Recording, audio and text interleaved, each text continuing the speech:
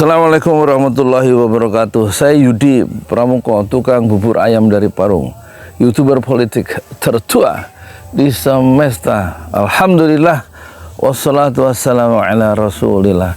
Saya ingin membahas bahwa sebenarnya Prabowo itu anti kritik ya.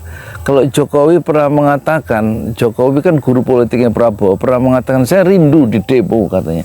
Tapi ketika karena tukang bohong ini sering bohong, jadi waktu di demo dia nggak pernah menghadapi mahasiswa, nggak pernah menghadapi yang demo. Dia selalu ada alasan, ada acara di luar kota. Jadi dia itu antara ucapan dan kenyataan suka bertolak belakang, yang disebut orang sebagai pembohong ya. Dia rindu di demo, tapi ketika di demo dia nggak pernah hadapi itu demo-demo itu. Jadi sebenarnya intinya sama, anti kritik ya, nggak tahan dengan kritik. Prabowo gimana? Prabowo podohai anti kritik ya.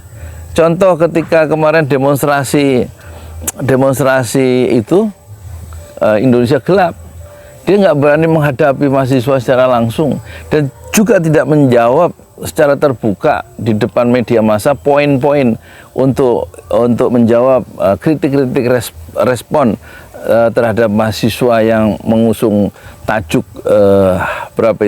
tajuk Indonesia Gelap, tanggal hari Senin, Selasa, Rabu, Jumat, 4 hari demo itu kan.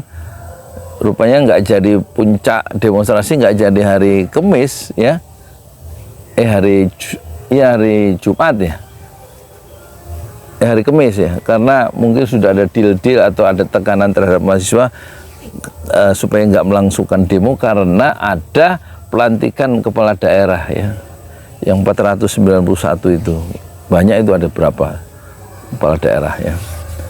Nah, jadi poin-poin yang dihajar oleh mahasiswa kan ada 13 tuntutannya, tak satu pun dijawab. Yang dijawab soal kemungkinan UKT, uang kuliah tunggal, dan dijawab oleh Ujang Komarudin sama Sri Mulyani bahwa dana pendidikan untuk mahasiswa nggak diapa-apain. Padahal itu nggak terlalu penting. Yang penting itu soal presiden harus mengeluarkan rancangan undang-undang, bukan rancangan undang-undang, perpu, peraturan pengganti undang-undang, yaitu perampasan aset. Karena apa? Karena undang-undang perampasan aset itu tidak pernah dibahas di zaman Jokowi oleh anggota DPR dan pemerintah. Karena di situ akan memukul jantung kekuasaan atau jantung para koruptor kan.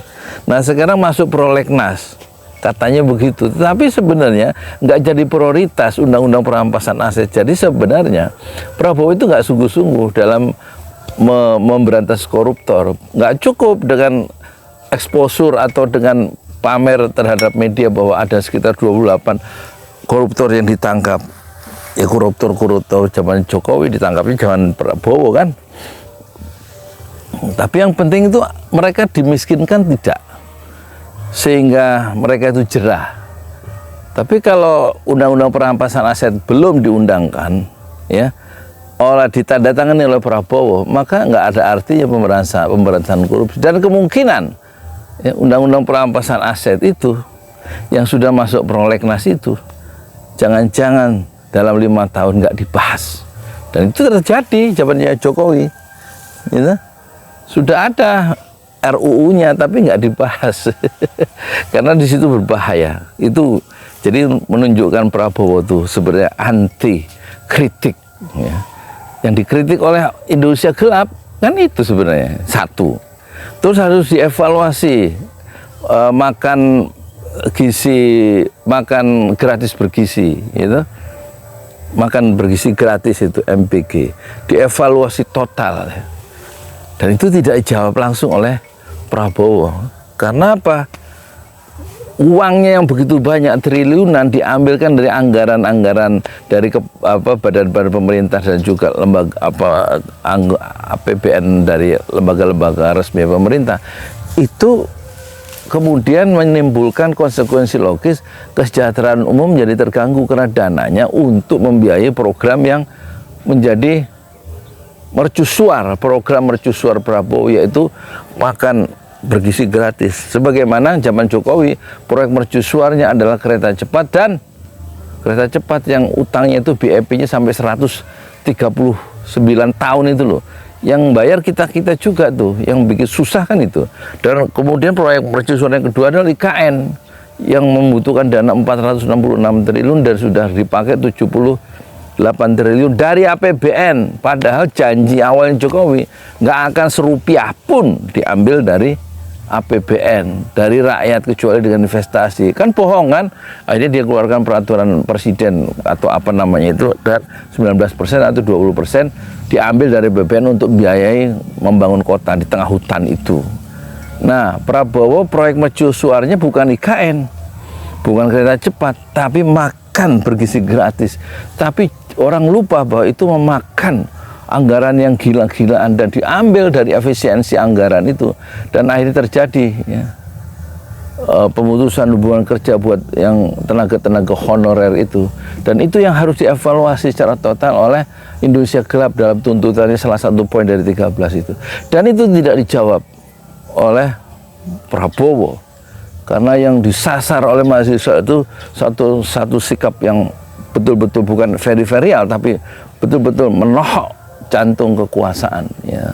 Dan yang ketiga yang disasar oleh mahasiswa kalau tidak salah itu revisi Undang-Undang Minerba. Aku nggak tahu isinya tapi jelas itu akan menyentuh kepentingan kelompok-kelompok bisnis yang dekat dengan kekuasaan ya.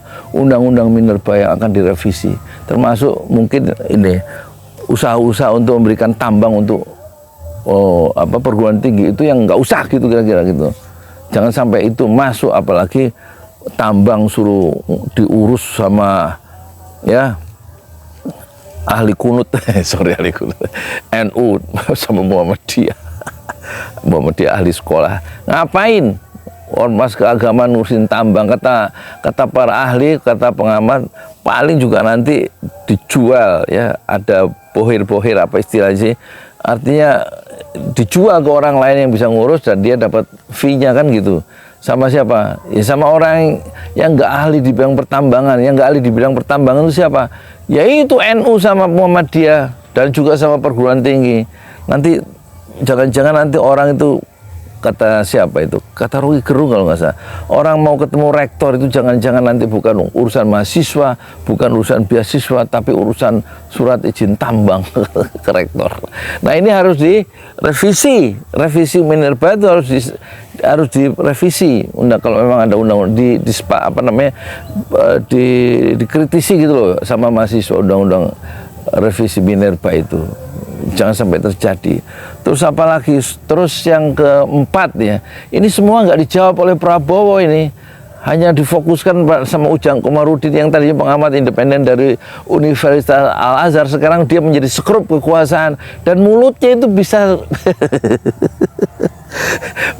kasihan amat itu. Mendingan jadi orang kayak Adi Prayitno atau kayak Faisal Assegaf, kayak Rocky Gerung, orang-orang bebas, jadi berkembang itu. Nah, cuman duit berapa sih gajinya sebagai apa sih staf khusus? Tapi akhirnya tergadaikan itu kemerdekaan seorang intelektual, yaitu Pak Ujang Komarudin. Menurut saya nih Pak Ujang kumaha ieu atuh mundur we atuh ti staf khusus telah Miftah eta Gus Miftah ge bisa mundurkan diri. Milarian naon hirup teh, kedahna mah tuh ngabelaan mahasiswa, kedahna mah ngabelaan rakyat, sanes ngabelaan eta naon sekrup, jadi sekrup kekuasaan. Aduh sayang eta teh hirup ngan sakali, sabaraha detik hirup teh di dunia teh. Setelah hirup di dunia pan maut ya, terus ke akhirat. Dan mau balik lagi ke dunia tuh. Geus we atulah jadi intelektual nu merdeka, nu teu bisa dikooptasi ke kekuasaan. Ari kieu mah urang ya atuh era ka Bang Ujang teh, Mang Ujang Komarudin nu ti Al-Azhar eta kebayuran era tah ngomong di media teh. Aduh. Jadi semacam ada, kalau bahasa ini Yulian Benda, itulah yang disebut semacam betrayal tuh, intelektual pengkhianatan intelektual kan gitu ya. Banyak orang-orang intelektual merdeka zaman Jokowi, kemudian bukannya dia menyuarakan pijar-pijar intelektualisme yang bebas dan merdeka dan adil, tapi kemudian dia mencari suaka di istana, kata Rocky Gerung tuh kan gitu ya, bahasanya mencari suaka. Sekarang diulangi sama Ujang Komarudin, kumaha ya tuh. Nggak usah jadi dosen lah, alhamdulillah dosennya abdi paham, guru di mana-mana gajinya teh ageng tapi pan aya hirup teh entong disederhanakan hanya ke uang gitu loh. Aya nu lebih ageng daripada artos values, nilai-nilai dan kemerdekaan dan kebebasan sebagai seorang akademisi kan gitu ya. Jadi kemudian yang nggak dijawab oleh Prabowo, yang intinya dia memang takut dengan kritik, yaitu adalah selain PSN, ratusan PSN. Berarti kalau nggak dievaluasi, nggak dijawab saat mahasiswa itu mengusung tajuk Indonesia Gelap, berarti PSN, proyek strategis nasional yang ratusan zaman Jokowi itu, yang memang potensial menggusur tanah-tanah rakyat, tanah-tanah adat menurut para ahli lingkungan, dan merusak lingkungan karena memang mengagungkan korporasi dan mengagungkan ya kepentingan sekelompok elit yang punya uang dan punya investasi, maka berarti betul-betul ya Prabowo itu adalah murid terbesar dari Jokowi yang tidak membela rakyat kalau tidak mengagungkan atau mengevaluasi PSN. Prabowo pernah bilang waktu N235 terbang, dia menangis. Kenapa haru? Bikinan Habibie dan anak-anak muridnya di Bandung di IPTN itu, atau sekarang namanya PT Dirgantara Indonesia. Dia menangis bahwa bangsa Indonesia ternyata ya bisa bikin pesawat dan terbang. Tetapi dalam PSN, dia lupa, Prabowo lupa. Di zaman Jokowi, pesawat R80 Regio 80 seat yang diteruskan oleh anaknya Habibie, yaitu Ilham Akbar Habibie, itu dicoret, dikeluarkan dari PSN. Padahal itu proyek yang awalnya membuat Prabowo menangis ya. Sekarang itu lebih canggih R80, diteruskan anaknya Habibie, tapi dikeluarkan dari proyek strategis nasional. Harusnya itu masuk strategis nasional. Alasannya apa waktu itu? Kata cecunguk Jokowi. Maksudnya ke pembantunya.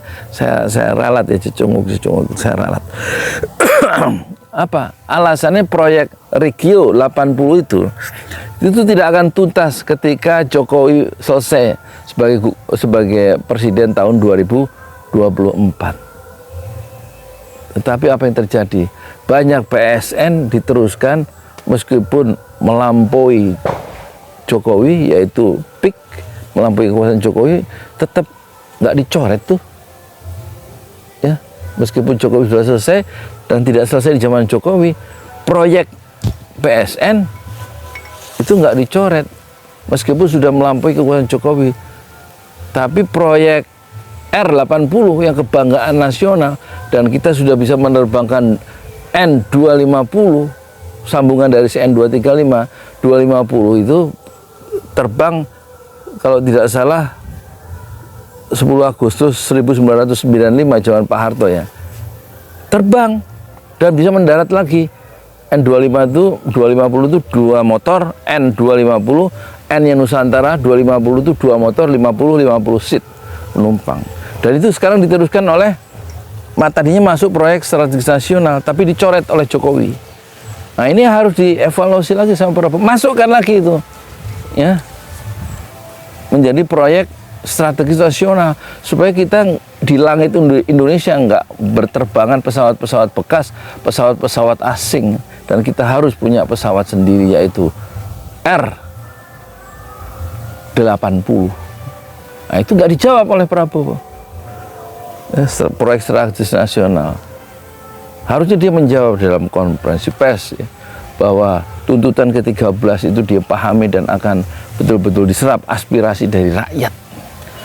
Jadi bukan hanya sekedar demagogi, retorika bahwa membela rakyat, kita disodorkan bahwa ini kepentingan rakyat harus didahulukan, yaitu undang-undang perampasan aset dibikin aja perpu, kemudian undang-undang minerba harus juga diperbaiki, kemudian juga apa tadi, dievaluasi total makan bersih gratis, itu semuanya untuk perbaikan dari mahasiswa. Tapi yang 13 tuntutan itu tidak satu pun dijawab kecuali hanya soal uang kuliah. Jadi disederhanakan, padahal ada 13 tuntutan. Itu menunjukkan bahwa Prabowo sebenarnya tidak tahan kritik sebagaimana Jokowi, guru politiknya yang terbesar. Saya Yudi Pramuko, tukang bubur ayam dari Parung, YouTuber politik tertua di semesta, Fasbir Sobron Jamila. Bersabarlah dengan kesabaran yang indah. Assalamualaikum warahmatullahi wabarakatuh. Di jalan Allah. Ini Masjid Enam Syuhada lagi dikunjungi sama Ketua Hilmi. Modal awalnya berapa Pak Yudi Pramuko? 750.000 rupiah aja. Jadi ini 500 jutaan nih barang. Sekarang udah habis 310. Masya Allah, tuh udah pakai keramik, laponnya tinggal. Granit tuh kayak marmer. Tuh, Masya Allah nih, sampai juga kita ke sini. Masjid Enam Syuhada, ngapa namanya Masjid Enam Syuhada, ya, Pak Yudi? Kita mau mendokumentasikan perjuangan dakwah nama anak muda pengawal Habib Rizik Syihab itu. Masya Allah. Yang dibunuh sama orang jahat di kilometer 50. Kilometer 50 ya. Itu kan simbol memperjuangkan dakwah itu kita harus memberikan segalanya untuk Islam kan ya. Masya Allah. Islam. Dan nama anak muda itulah yang sudah memberikan segalanya untuk Islam. Masya Allah. Apa nanti nama pemuda itu ada juga di sini mungkin diterangkan? Mungkin namanya Enam Syuhada. Enam Syuhada itu, ya. 6 Syuhada dipasang di sini. 6 Syuhada. Bip Ali, apa yang dikomentarin dari ini semua, Bip Ali? Masya Allah, luar biasa. Dari uang 700.000, kalau pengen ternyata bisa. Bisa. Allah kirim. Tuh, bisa. Ya, dengan masuk satu gang kecil, tapi Bapak ini luar biasa. Kecil tuh. Masya Allah ya. Satu call aja. Masya Allah. Perjuangan Pak Yudi Pramuko, YouTuber sejagat paling tua. Tertua di semesta. Tertua di semesta. Masya Allah. Tukang donat. Tukang donat dari Parung. Ini saya laporkan dari lapangan ini, langsung dari Masjid Enam Syuhada. Masya Allah. Dan ini dia. Dalam lihat ah. Tuh lihat tuh masjidnya. Tuh imamnya di situ tuh. Malam-malam lagi kita. Masya Allah. Masih kurang nih. Atapnya katanya transfer aja. Masjid Enam Syuhada sebentar lagi selesai. Dinding lubang angin sebagian sudah terpasang, lantai 2 dan kemudian plafon termasuk lantai bukan keramik, granit 150 dus bersama tiang-tiang yang ada 16 setinggi 4,5 meter. Kemudian finishing terakhir adalah tangga menjebol atap ya, lantai pertama untuk masuk ke lantai 2. Inilah Masjid Enam Syuhada. 2,5 tahun lalu dimulai pada 2 Agustus hari Senin 2021. Tinggal sedikit lagi insya Allah, dan lantainya dari keramik, bukan keramik, granit sudah diresmikan lantai pertama. Nanti lantai kedua lewat sini tangganya jebol untuk masuk ke lantai 2. Inilah Masjid Enam Syuhada yang sangat megah karena dari bahan-bahan pilihan, kualitas nomor 1.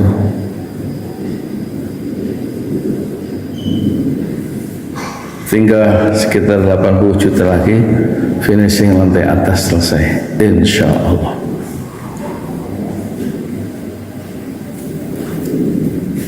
Ya, inilah Masjid Enam Syuhada yang sangat bersejarah, ya, dalam sejarah dakwah Indonesia modern, insya Allah, karena ini dibangun dalam konteks kezaliman rejim penguasa yang sudah membunuh 6 santri dari front pembela Islam, dan kita abadikan pengorbanan dan perjuangan dakwah mereka, sehingga kita sebut namanya Masjid Enam Syuhada. Mereka mengawal perjalanan dakwah gurunya Habib Rizik Syihab, dan mereka dicegat oleh orang-orang jahat di kilometer 50. Saya Yudi Pramuko, tukang donat dari Parung Juber, tertua di semesta Fasbir Sabrun Jamila. Bersabarlah dengan kesabaran yang indah. Assalamualaikum warahmatullahi wabarakatuh.